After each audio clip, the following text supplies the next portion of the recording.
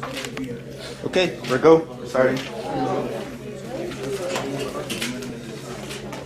We are continuing chapter 7.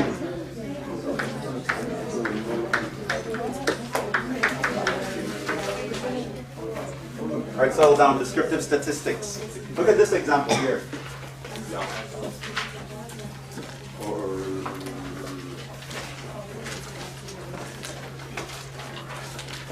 This example here. Here are two data sets. Here's data set 1.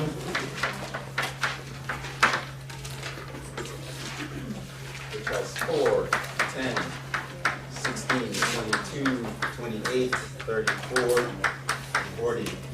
Data set 2. 25.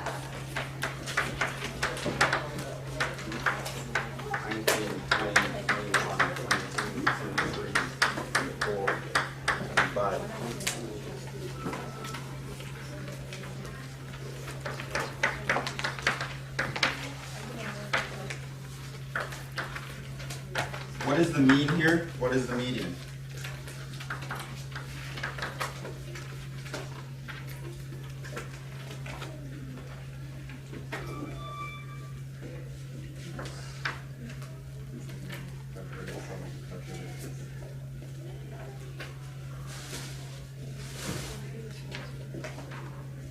What?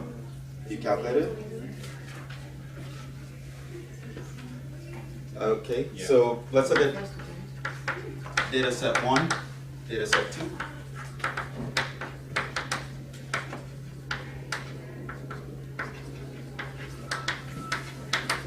So for the first one, the mean was 22. Okay, well the median is 22, and this is 22 as well. And what's the mean for this one?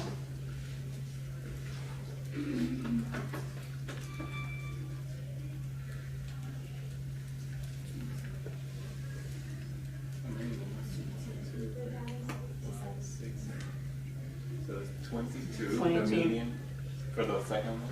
22. Okay. Yeah, it was a short Well, this was evenly spaced around this guy here, so the point of me showing you this wasn't to show you a shortcut.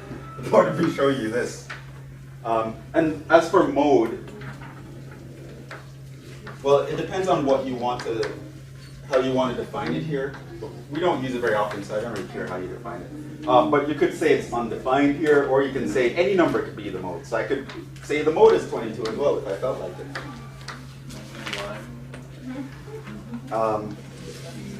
But here's the thing, right? If I only look at these numbers, would I be able to tell the difference between these two data sets? No. But they're very different, aren't they? Yeah. Right? So remember the whole point of this statistics journey was we wanted to be able to answer questions. Sometimes it takes gathering a lot of data and analyzing this data. And we wanted to figure out, what's really going on. So we started to draw graphs and pictures and make tables and look at frequency and all that sort of stuff. And we looked at things like, where the peaks are, that's where most the action is happening. And so we like to look for things like that. But then you come up on situations like this where the central tendencies of two different data sets can pretty much be the same thing by various ways of measuring it. But the data is different. But you can't pick up the difference by looking at this. So it's like you have all this data. You don't really want to deal with all the data. You want, give me the key numbers to this data where I can analyze stuff. But sometimes what we've done so far, it just doesn't work. At least not in this case, so right? But clearly, these are very different. I want to be able to distinguish between these two data sets. They would mean two very different things. But as far as the central tendency is concerned, our averages, they don't actually give us enough information to distinguish between these two. That was the point of this example. So, using averages, we can't tell the difference.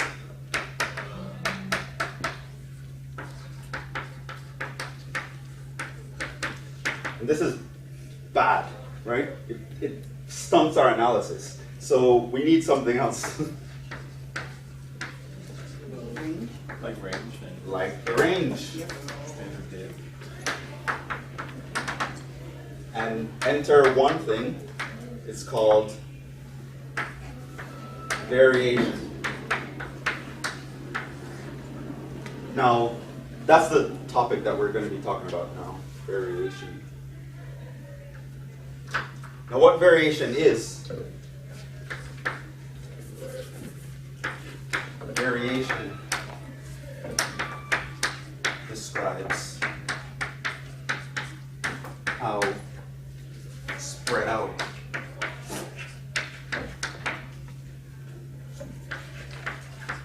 data values are in a data set. So one thing you can look at these guys, and one way you can tell a difference between them is the spread. Notice that this guy, he doesn't spread out so much, right?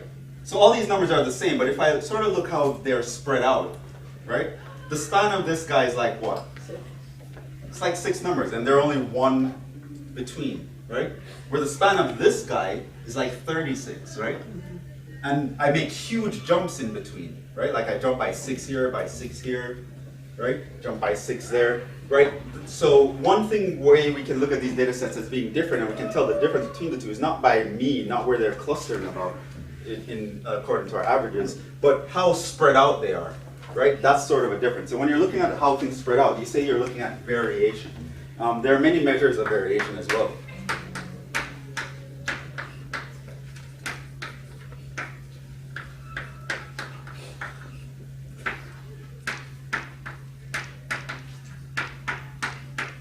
One is called the range, right?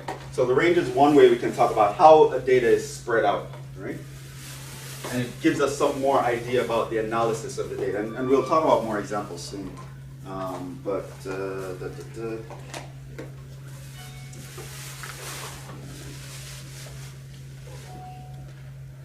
Okay, so yeah.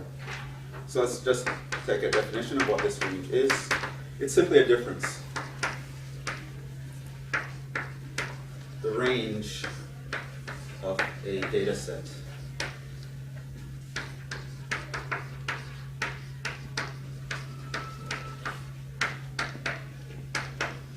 is the difference between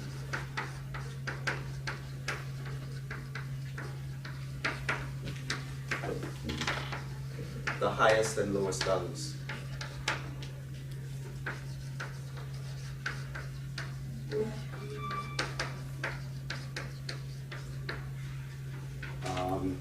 And that's literally it. By definition, the range is just the highest value minus the lowest value.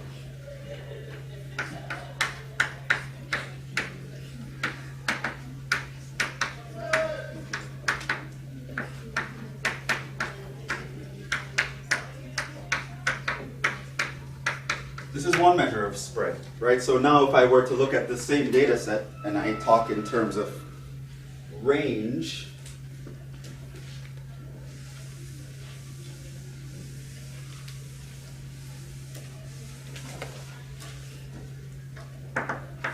for data set 1,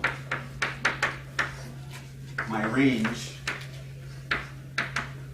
will be 40 minus 4, which is 36.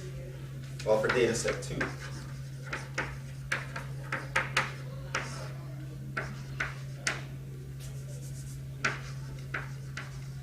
my range would be 25 minus 19, which is 6.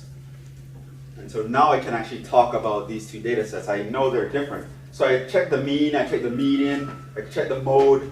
No, not enough information, I can't actually tell the difference. But then you tell me, oh, one is spread out over 36, and one is spread out over 6. So I can see that even though their average is the same, one is far more spread out than the other one. Right? So they behave very similarly in terms of where they're clustering, but how the numbers are themselves is quite different, and I can tell that from the range.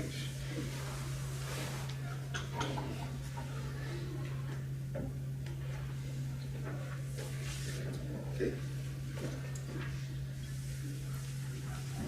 So this is one measure of variation.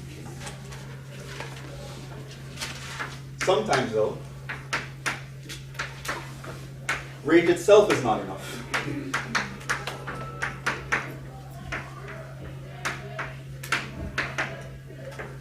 Here's an example. Set 1, set 2, 20, 66, 45, 70, 75, 100,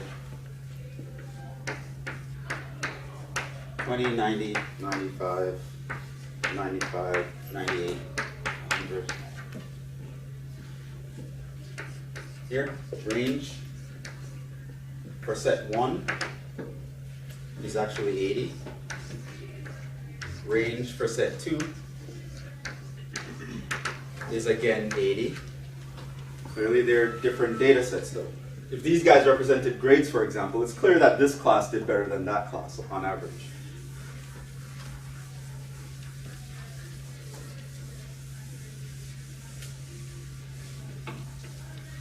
In this case, the mean and the median and all that would actually be different, but it's not hard to come up with an example where we can make those guys the same, but the numbers behave differently and have the same range. Right? But this is just an example. Right? So this gives us another way to measure variation. We think in terms of quartiles, which I asked probably on a couple of quizzes so far, and I think on the test. So these are obtained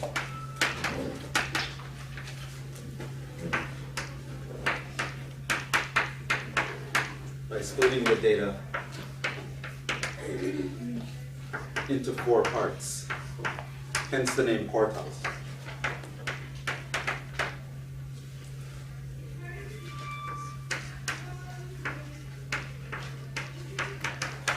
The quartiles are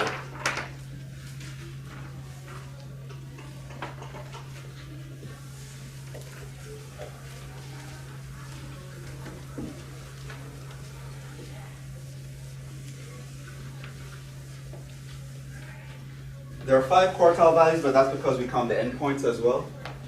So there's what we call Q1, which is the first quartile. This is the lowest value, or Q0, lowest value. Q1, there's Q2, there's Q3, and there's Q4. Q2 is actually the median. It's the guy smack dab in the middle. Right? Now when you look at Q1, this is the median of all numbers above the median, below the median.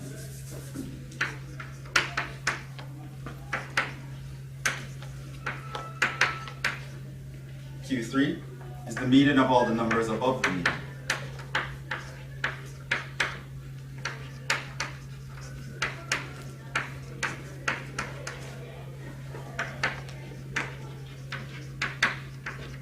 Q4 is the largest value.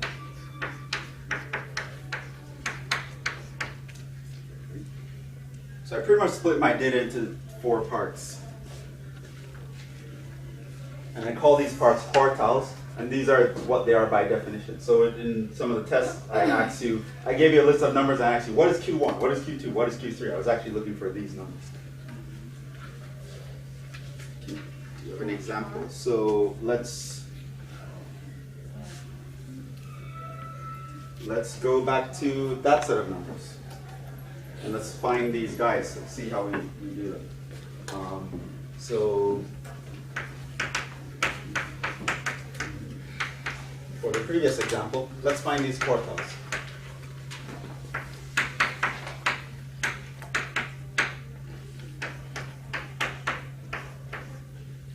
First, yes. No, it's just an obvious. You have to put them in order. Right? Yes, I believe they're already in order. Well, this one would switch with that. Q1, Q2, Q3, Q0 is 20. Q4. Q4. Hold on, let me just set these up, and we're going to go through these and see how we do it. Q0, Q1, Q2, Q3, Q4. Okay. So, yes, we put them in order first thing. So this 45 and 66, I switched them. And now everything's in order. Okay, so, well, Q0, what's for set 1? What's Q0? 20. What's Q4? 100. It's actually the same for these two as well. I like finding Q2 next, so let's actually find that. So here, if we try to find the median, 68. go down, it's going to be the average of these two, which is going to be 68. Okay, so here's how it works. The median happens here, right? This is where the median is, right? Now if you look, everyone below that point, so we're only looking at this side of the list now, ignore the upper part. 45. Find the median of that. Well, that's just the median of 3 numbers. The 45 is the median. That's Q1. Now, if I look for Q3, it's the median of everything above the median. So I ignore the lower part, and I find the median of the tail of the list. 75. That's going to be a 75, because there are only 3 numbers.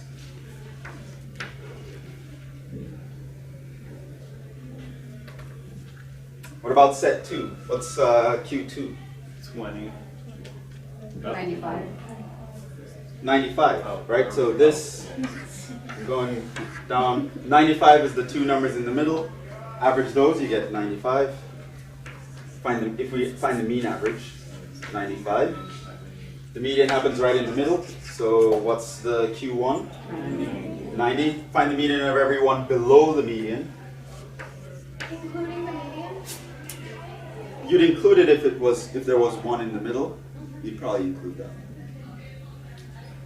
And usually we'll have like a very long list. It won't matter if you're off by 1 or 2, but we'll get to it. But yeah, so you try to do it in the way that makes it most symmetrical. So Q3, 98. now you look over here and you pick the median of those guys, 98. Okay. So now, if I looked at these 2 data sets and I talk about the range, oh, the range of the grades in both classes was 80. Oh, that's a big range, like how did they do though? And then I give you this list of numbers. And you're like, the median is like a 95 versus 68. The median of the guy in the middle of the lower half of the class got a 90 in this class, and the same equivalent guy got a 45 in the other one. You can clearly see the difference between these 2 data sets. And this is called, in terms of quartile analysis. Right? So, This is more informative. huh? That's This is, more- yeah, it's more informative. But we do more things with quartiles.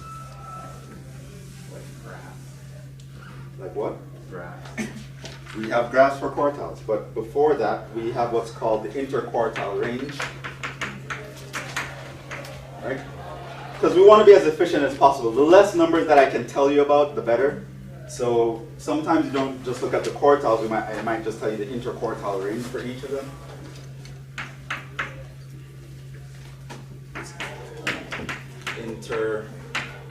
Interquartile range.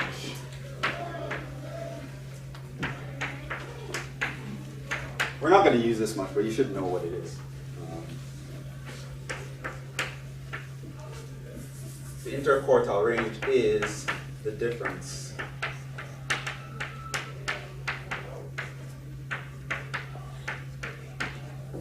between Q1 and Q3.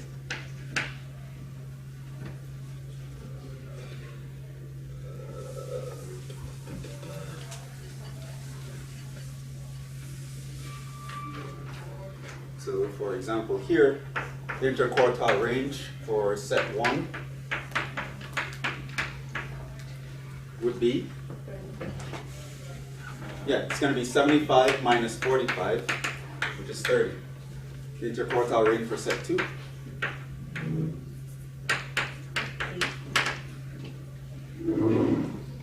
So that's going to be 98 minus 90, which is 8. Right? So if I tell you about the spread in terms of the range, you don't get a lot of information. They seem to be the same when they're actually not. But if I tell you in terms of the interquartile range, you can clearly see that one data set spreads out a lot more than the other one.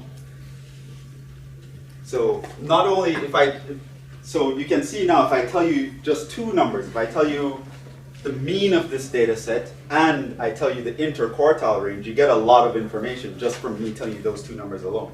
So if I tell you the mean, it is around 95 or whatever, right? But then I tell you the interquartile range is like 8. What that tells you is that the guy in the middle got a 95, but everyone else got really close to that, right? Everyone else on average is like 8 points away from that 95. Whereas this guy, if I tell you the average was like a 68, but the interquartile range is like a 30, that tells you that the guy in the middle got a 68, but then everyone else actually got a lot farther from him. You can expect grades like down in the 30s, right? So it can tell you how spread out this data is, even though other numbers might give you something different. Yep. Were you going to say something? No. So it's all about analyzing our data set and being able to get information from it.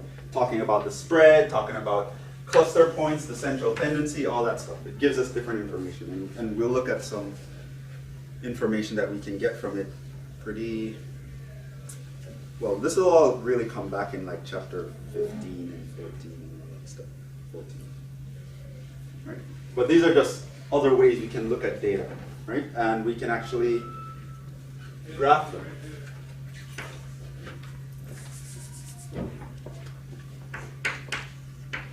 There are also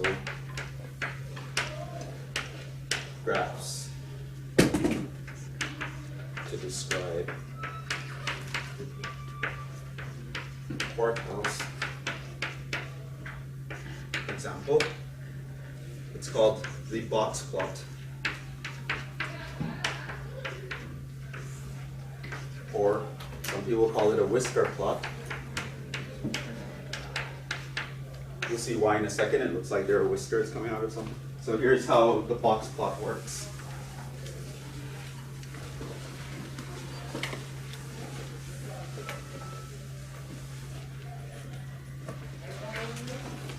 So here's box plot for data set 1. Good graph always has a title. Here's how it looks. We have a number line,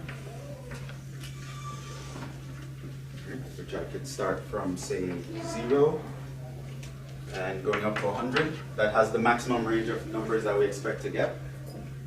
So for grades would be from 0 to 100. And then what you're going to do is you're going to actually plot all these quartiles on this graph. So I would start with my Q0, which in this case is like a 20. Then I'm going to look at my Q1, which is around 45. Then my Q2 is like a 68.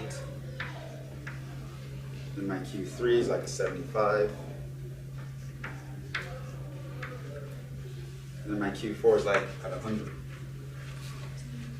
And you're going to trace these guys up. Now what happens is these guys in the middle, the guys that give you the interquartile range, they create a box. Right? Where this end of the box is right over Q1. That end of the box is right over Q3. And then we draw a line here. That would be right over Q2. This guy here, what you do is you extend a whisker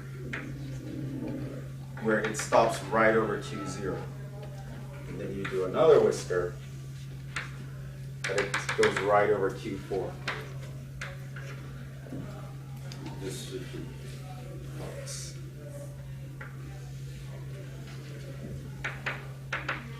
And this is called a box plot.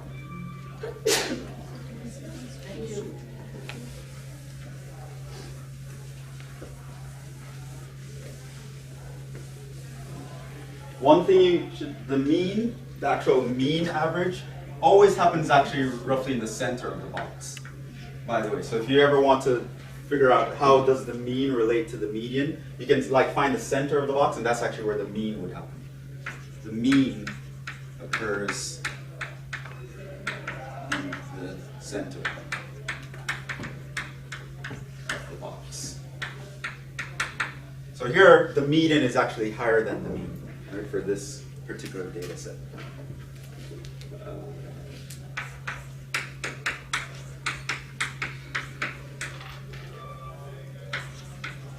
And I'm actually going to ask you to draw box plots, so you should pay attention. Okay, how does this one going to look?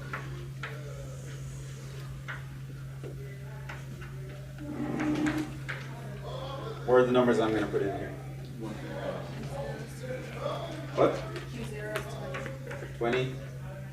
Q1 is 90. 90? And Q2 is 95. 95? Q3 is 98. 98? And Q4 is 100. Goes 100. Okay, so this guy would look like this box over here. This guy is like here. And one whisker extends all the way down here. And then that guy goes here. So here you can see, like, we expect a lot of the data to happen towards the higher end. Where on this graph, a lot of the data happens kind of in the middle.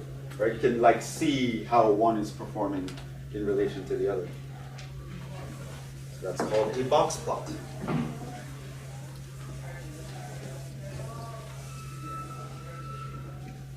You said in between the middle of the box should be the mean. Yeah, the mean will always happen dead center.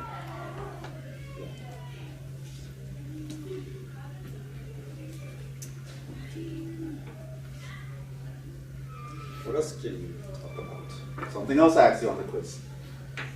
Standard deviation.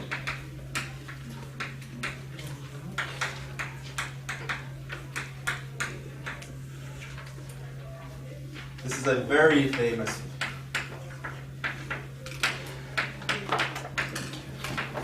measure of variation.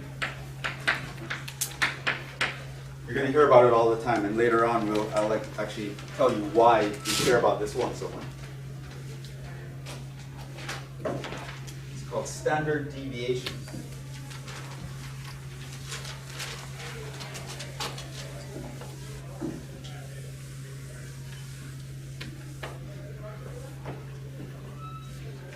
This approximates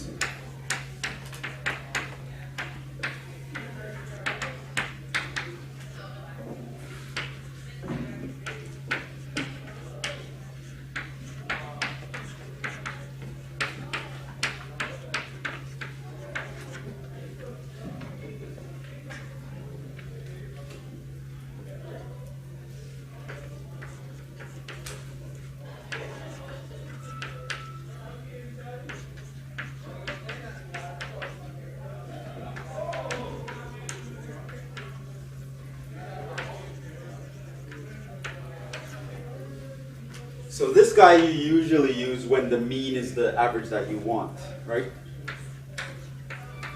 Used with the mean average.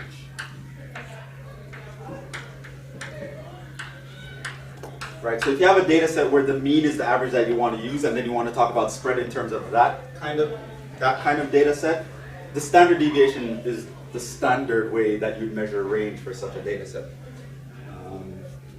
And it actually has a definition, so let's talk about it. So let X bar be the mean of a data set, and let my data set be x1, x2, x3, xn. Right, so I have n numbers in this data set, and I calculate the mean average, and I call that x bar. Then the standard deviation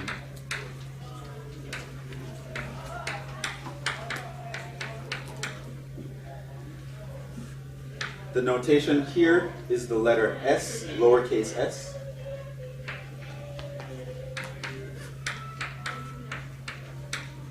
it's known as the sample standard deviation, is given by,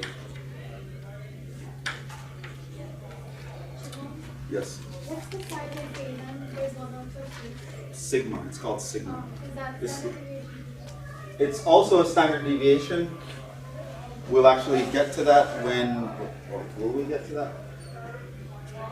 Yeah, so there's a difference. The sigma, which you're talking about this guy.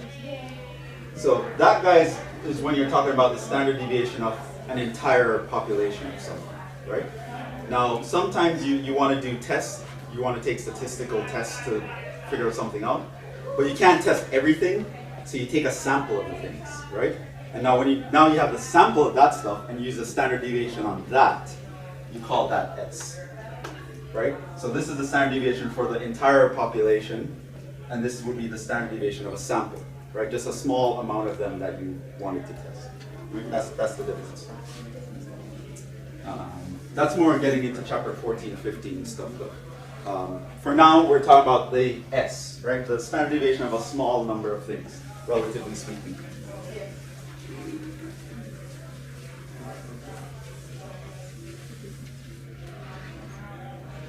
Now, S is equal to, big formula, there's a square root. It actually doesn't matter which one you make negative, because you're squaring them. X bar minus x1 squared, plus x bar minus x2 squared.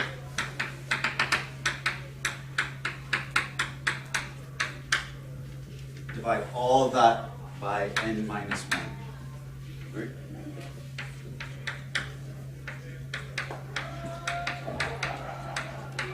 Think distance formula, right? You're sort of like using the distance formula from algebra and then taking the average of the distance.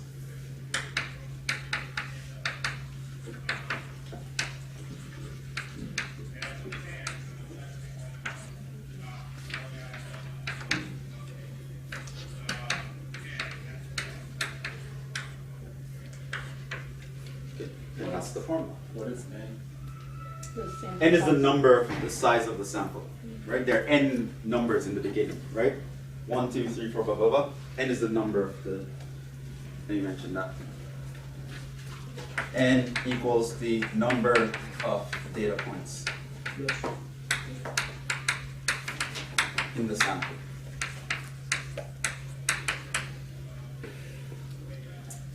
And that's our formula.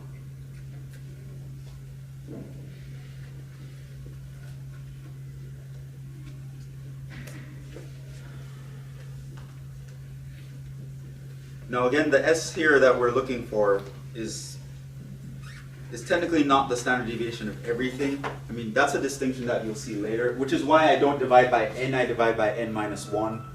There's a whole mathematical reason why that's a better measure of the standard deviation when you take a sample out of a population. But that'll be for a much later time. For now, that's the definition, and you should know that. That's what else.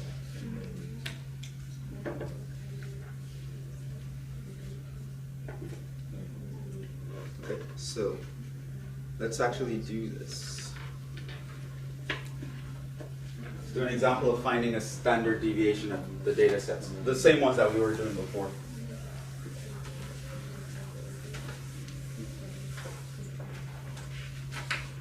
Example, find the standard deviation of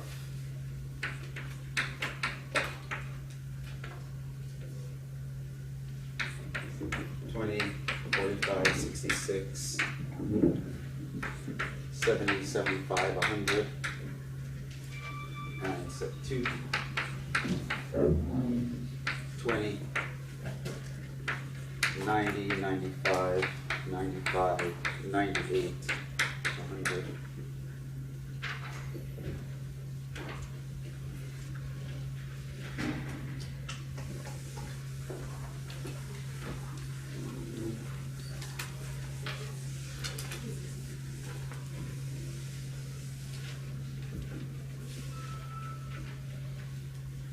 So here's how I want you to write it out on a tester or a quiz or something.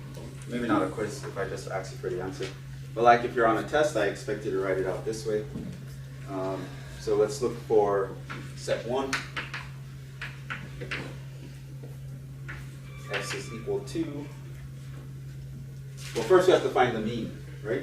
Yeah. What was the mean? Mean was what? 53.71. For this guy? 62.67. Yeah, that's what I got, because I did this before. I got 62.67. 7 here. The 2045, this is a 66. Oh, never mind. I divided by 7, so it's 6. Yeah, there are 6 numbers. Yeah. Okay, so when I did this, I got 62.67. You guys can check as well. And so now, if I look for the standard deviation of this guy, it would be the radical of each of these guys. I'm going to subtract from this. So it's 20 minus 62.67, square that, plus 45 minus 62.67, square that, plus 66 minus 62.67, square that, plus 70 minus 62.67, square that.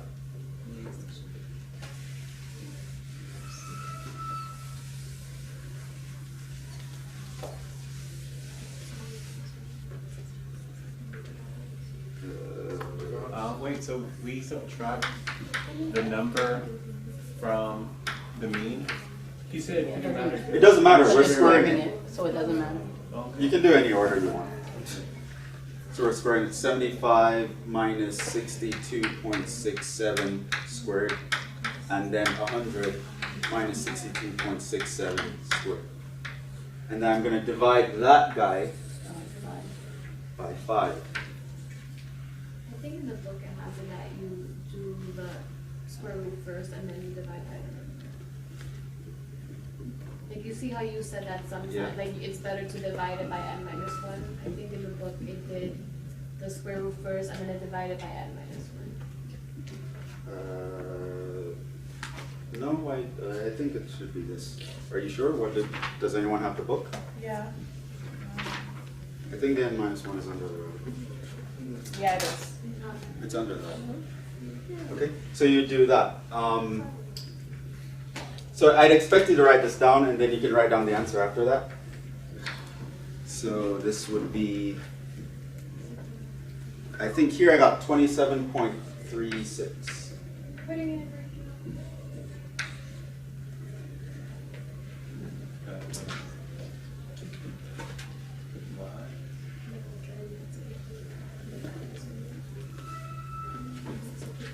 So Oh, We divided the bottom 5. in a calculator, what you would do is yes. Yeah. Go on. you would open your square root function and open a bracket if it gives you one.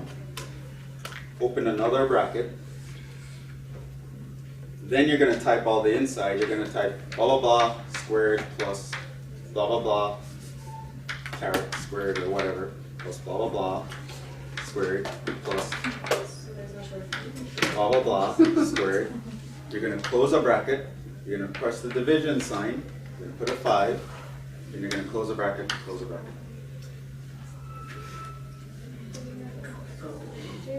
What's our calculator? Or Yes. if you have something like a TI, one of the TI stuff, 84 or higher, there's actually a built-in for it. Yeah, so that'll save you a couple seconds. But even if you have a TI-89, I still want you to write this down. Then give me the answer.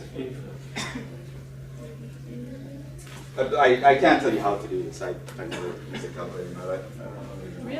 In the formula it says the mean minus the first value, but over there you put the first value. It does not matter. We're squaring. Right? Because if I switch it, I just get the negative of whatever it would have been, but I square it anyways. It's not a big deal. Oh.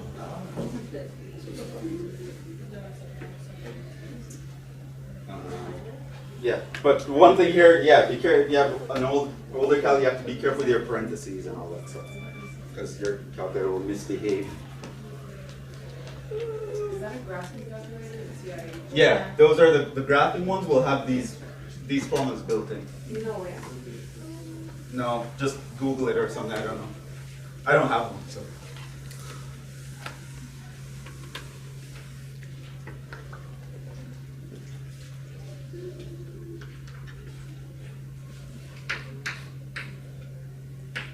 But I want you to write this anyway. If we're in a test, I expect you to write out what you're computing.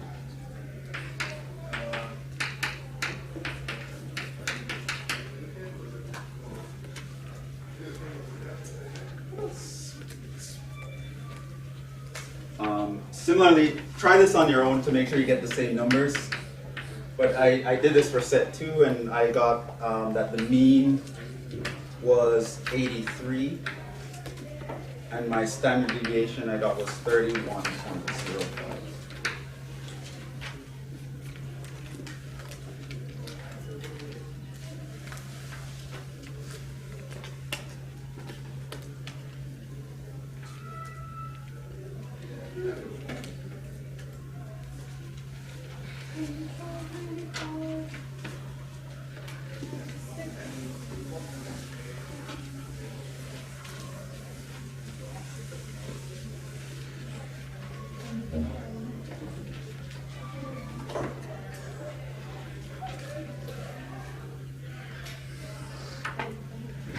Now there's something called variance.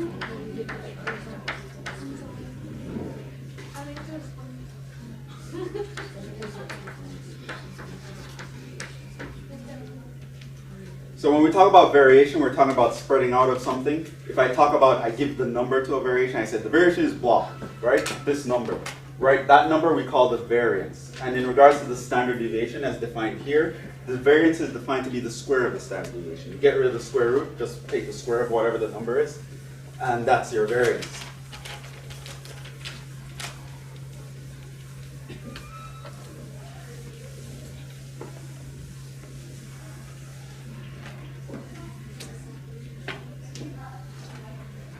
So, i.e., variance is equal to s squared.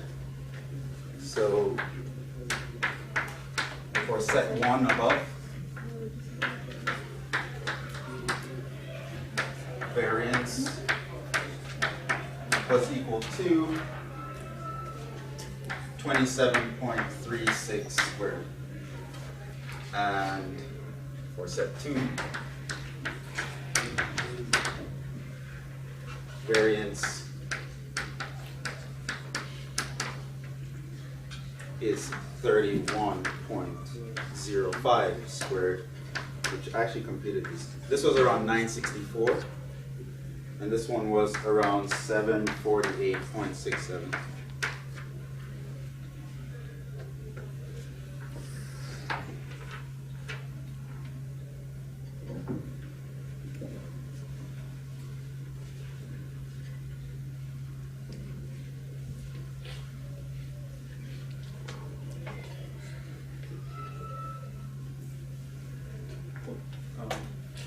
Yes.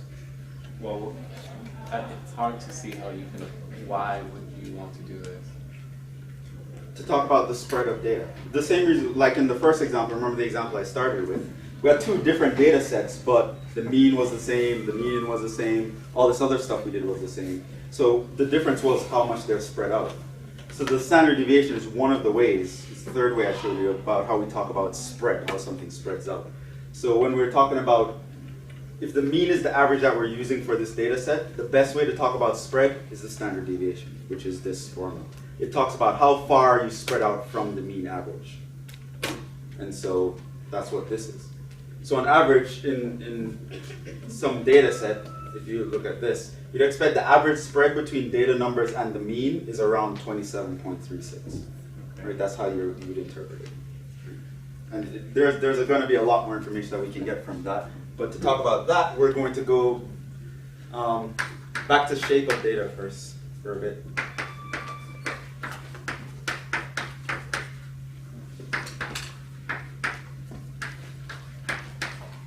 And we're going to see one application of this thing.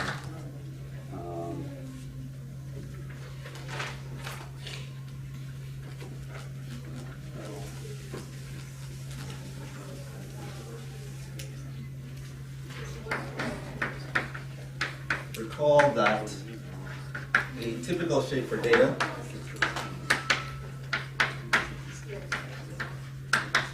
is what's called the bell curve.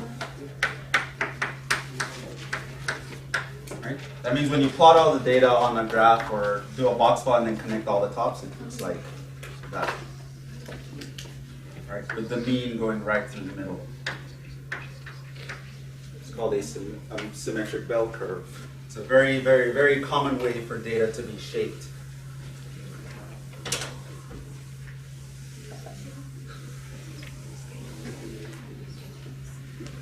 So now it turns out, we know a lot about this shape, by the way, and as we go up further, you'll see just how much. But one thing we know about this shape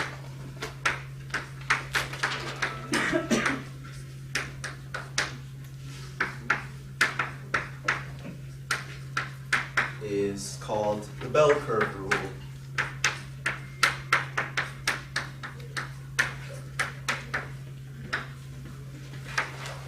AKA 68, 95, 90.5, 99.7.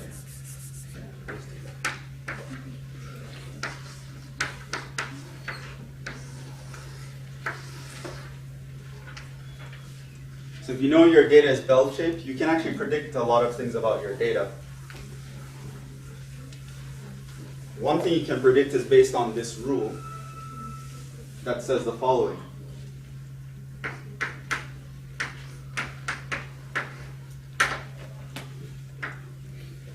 "68% of your data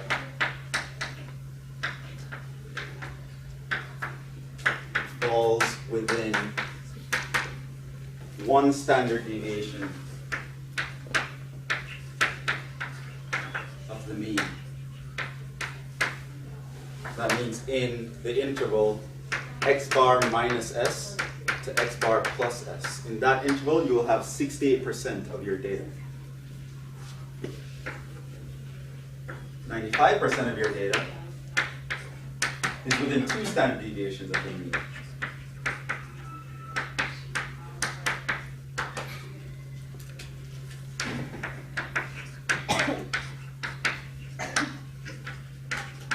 That means it's in the interval x bar minus 2s, comma x bar plus 2s. And you will have 99.7% of your data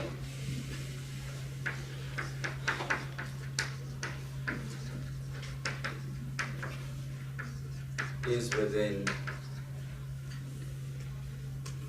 3 standard deviations of the mean. That means it's in the interval x bar minus 3s, comma x bar plus 3s. Is this big enough? I don't think this is big enough to do it.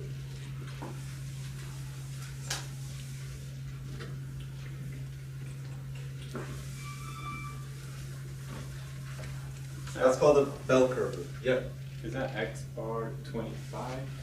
2S. It's an S for standard deviation. So it's x bar minus x bar plus s, x bar minus 2s, plus 2s, minus 3s, plus 3s. Why are you guys always making fun of my handwriting?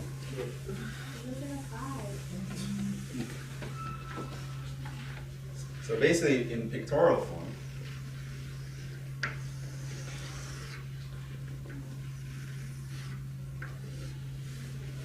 so here is your mean, x bar. Now if you move over, like x bar plus s and x bar minus s, in this interval here, 68% of your data is there, right? So this maps out, this is how many people for something, right? How many people get lung cancer after smoking it for 10 years, 2 packs a day or whatever, right? 68% of the people will be in this, right? If you go down one more, x bar minus 2 standard deviations and x bar plus 2 standard deviations, in that interval, you'll have 95% of your people. You go down one more, x bar minus 3 standard deviations to x bar plus 3 standard deviations.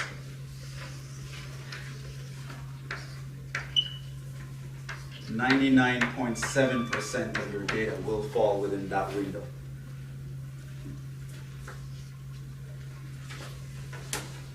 So if I did something like here and I say, oh, this is the data we have from 100 people, right? And I tell you that the average is like 40 and the standard deviation is 10, right? And you would immediately know 40 plus 10, 40 minus 10, right? So that's between 50 and 30. 68% of the people will have values between 30 and 50, right? Just knowing that it's a bell curve, I'll automatically know that. I don't have to calculate it, right? And if I, what happened to 99% of the people? They will give us values somewhere between 40 minus 3 times 10, which is 10, and 40 plus 3 times 10, which is 70. So in that data set, I know that 99% of the people will be between 10 and 70, right? Just knowing it's a bell curve, I'll automatically know that. It's really nice. We know a lot of information about the bell curve. There are lots of things that if I know the data is a bell shape, I know tons of things automatically, right? And when we get to chapter 14, you'll see just how much we know. We can make a lot of predictions if we know something is a bell curve, and it turns out a lot of things are shaped like a bell curve.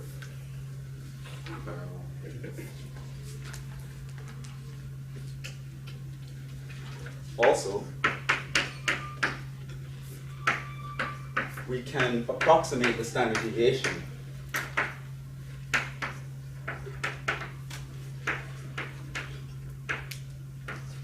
given bell-shaped data.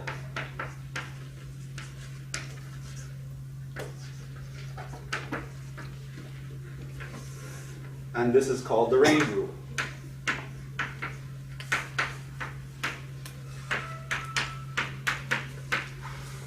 It turns out if our data is bell-shaped,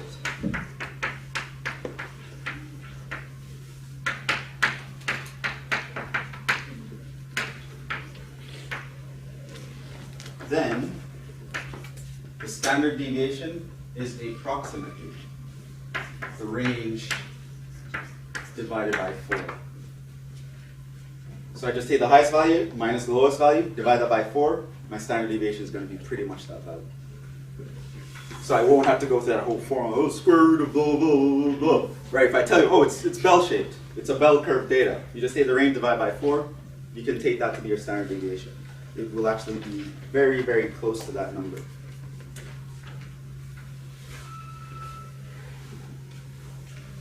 Okay. Now we can get to the complicated stuff, finally.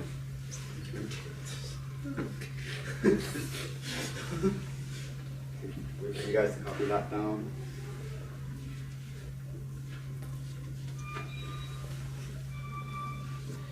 Yeah, chapter 7 is long. A lot of it is definitions though.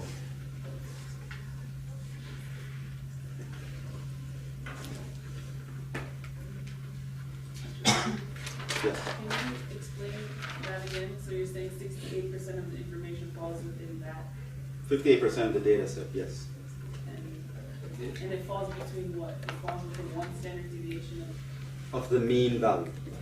and so forth. So say I know a bunch of data sets, I find the mean will be smack dab in the middle if it's bell-shaped. And then if I add a standard deviation and subtract it, that interval will contain 68% of it. 68% of my data values will be in that. Right? And then if I move 2 standard deviations over, 95% of all the data is within that range. And so on and so forth. For the data one set, for instance, you gave us, I did the range, so it was 100 minus 20, just 80 divided by 4, it was Yeah. 20. Yeah. But the standard deviation was actually 27. Yeah, well, that's actually not so bad. How many values did we have? 6. That's nothing, right? Like usually when you get like a bell-shaped data, this curve is like a continuous curve. You'll have thousands, millions of things, right? You're not going to 6. Right, that was just an example. Yeah, so yeah, if you don't have a lot of values, it's not going to be super accurate. Yeah, you take tons of measurements to get something like this. Right? I mean, with 6 measurements, you wouldn't even get a bell. You'd have like, you can't really get a bell with 6 points, you know? You have a lot of points to be able to smooth out to do that. And when you get to that point, it's like, things will get really nice, really close.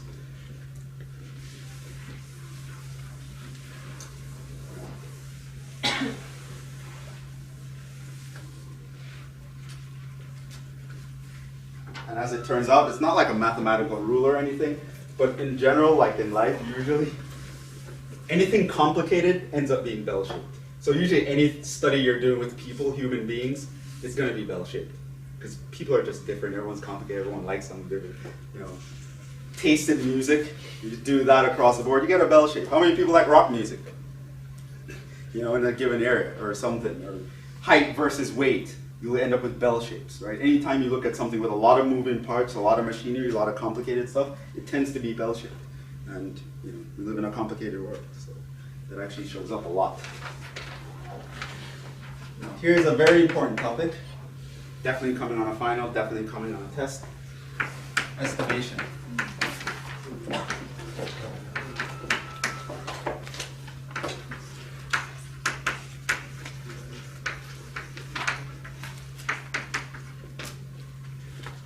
So remember, the point of all this is to be able to answer questions quickly given some data set. And so sometimes I'll give you a lot of data, and you can't actually calculate the things I'm asking you to calculate. Like, I'll give you like 100 data points and say, find the mean, find the standard deviation, find the range, find the median, or whatever, right?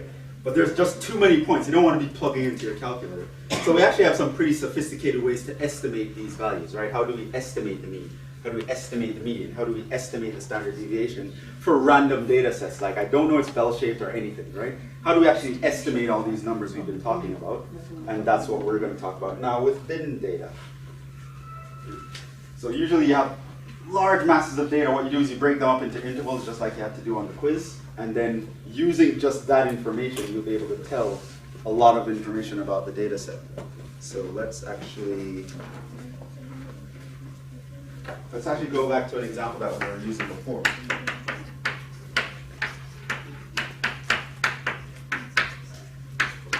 "20 grades example at the beginning of chapter 7, when we started this like 2 weeks ago now. So let me actually copy that down.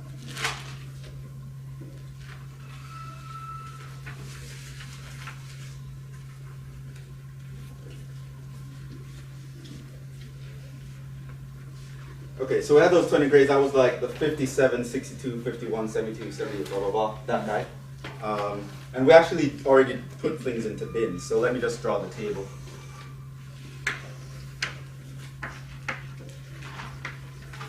There was the grade. I put the frequency here. I put the relative frequency here. So the grade was between 50 and 60.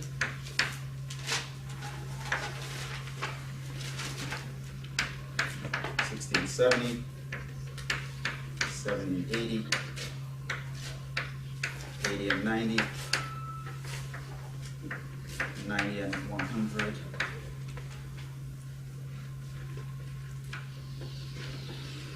So the total was 20 total. I don't have space for the total. Anyway, so between 50 and 60, we had 3 people here. There were 6 there. There were 5 here, there was 4 here, and then there were 2 there. The relative frequency was 0.15, 0.3, 0.25, 0.2, 0.1. So that day, we had the 20 grades and we put them into bins like this, right? So now, I don't particularly feel like plugging in 20 numbers into my calculator and finding the mean and the median and all that stuff. So let's actually try to figure out a shorter way. If I can put it in a table like this, it turns out I can estimate pretty accurately. The more numbers I have, the better, right? I can estimate pretty accurately, just given this information, what the mean, median, standard deviation of the original sample was. Yeah.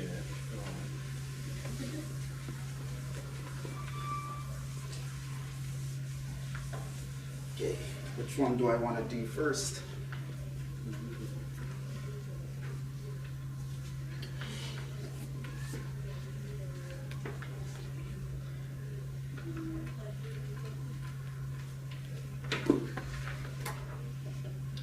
I did the mean first.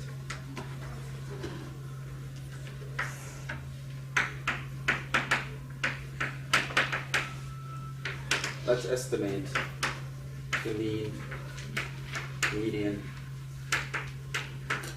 standard deviation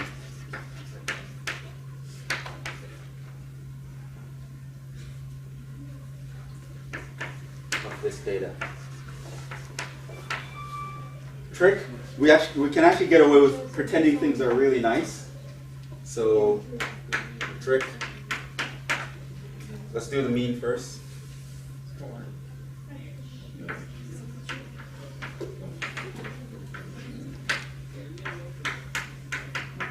The trick, pretend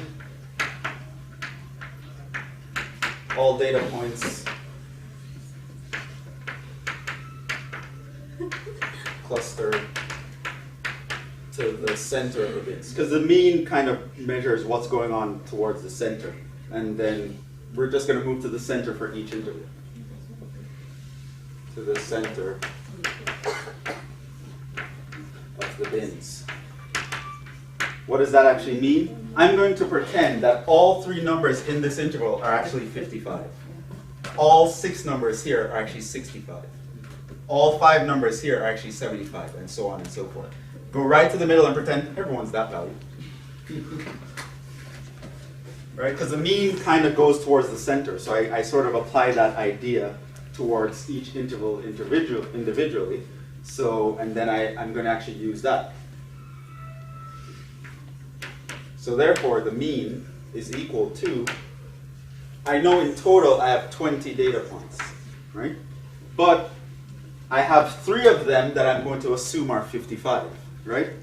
I have 6 of them that I'll assume is 65, 5 of them I'll assume is 75, and so on and so forth. So what I have here is 3 times 55 plus 6 times 65 plus 5 times 75 plus 4 times 85 plus 2 times 95. Right? So instead of doing 20 calculations up here, I'm going to do 1, 2, 3, 4, 5 calculations up there. Now if I actually do that, the number I would get roughly, I did this,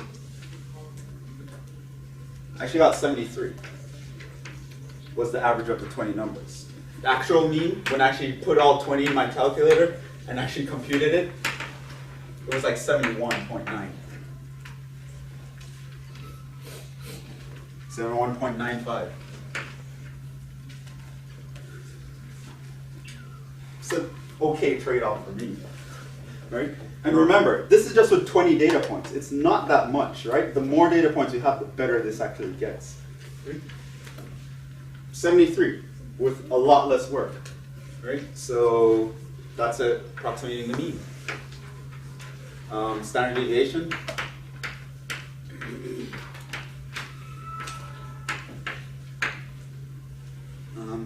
Unfortunately, no real shortcut here, but you save some time on the mean, so you just plug the answer that you got for the approximation into the form for the standard deviation. Use the approximated mean. Here. So the standard deviation would be the square root. And actually compute this.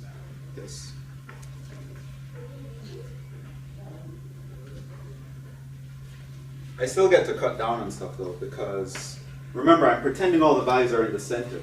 So there are actually going to be 3 squares where I'm using the value 55, right? I'll use 55 minus 75 3 times. 55 minus 73 squared. I'm going to do that 3 times because I'm assuming there are 3 values that take this value on. Then I'm going to assume there are 6 times I'm going to have 65 minus 73. I'm going to square that. There are going to be 5 times where I'll have 75 minus 73, square that. There will be 4 times where I have 85 minus 73, I'm going to square that. There will also be 2 times where I'm going to have 95 minus 73, square that. All that will be divided by 19, right? So I'm going to do 1, 2, 3, 4, 5 squares instead of 20 of them. And I would end up with the value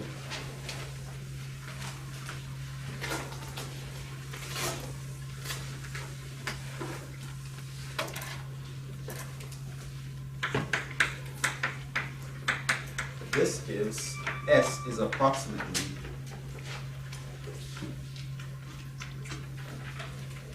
12.3964. 12.39694. The actual, when I actually did it with all 20 numbers, I got 12.2838.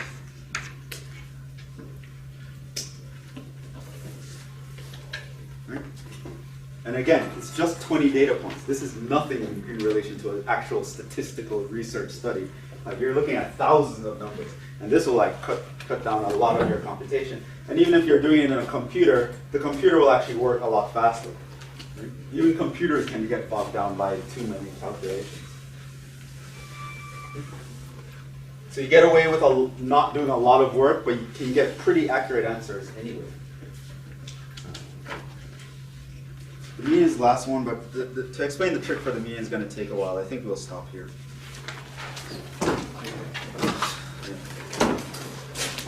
So we'll stop here. Next time I'll show you how to estimate the median of bin data sets, and we'll start chapter 8. So no homework because we didn't finish chapter 7 yet.